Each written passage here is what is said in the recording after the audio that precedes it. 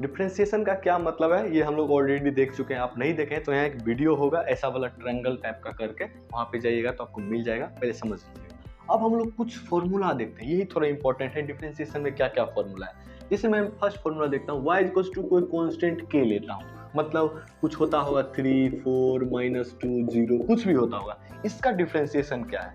तो dy bye आप ऐसे dx लिखिए, y की जगह क्या है कोई कांस्टेंट, डिफरेंशिएशन ऑफ मान लेते हैं कोई एनी कांस्टेंट है, इसका x के रिस्पेक्ट में 0 होता है। डिफरेंशिएशन क्या होता है 0, मतलब 3 का कोई डिफरेंशिएशन आपसे पूछे विथ रिस्पेक्ट टू x तो आप कहिएगा 0। यही नहीं, 3 का डिफरेंशिएशन आपसे अगर t के रिस्पेक्ट में पूछे तब भी आप क्या कहिएगा 0। आया समझ में, मतलब ये समझ में आ गया कोई कांस्टेंट का डिफरेंशिएशन क्या होने वाला है 0।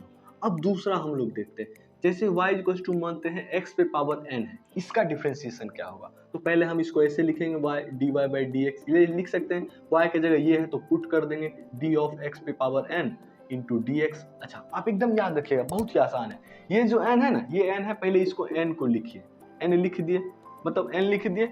अब n में से एक घटा दीजिए, मतलब x लिखिए फिर उसमें एक पावर को घटा दीजिए। इतना बात समझ में आया, नहीं आया समझ में। अब ऐसे लिखिए x पे पावर n का ही ना डिफरेंशिएशन पूछा है, आप पहले n को इधर लिखिए, मतलब n इंटू अब x लिखिए, इस पे पावर n है, एक डिक्रीज कर दीजिए, मतलब n माइनस 1, यही हुआ डिफरेंशिएशन x पे पावर n का।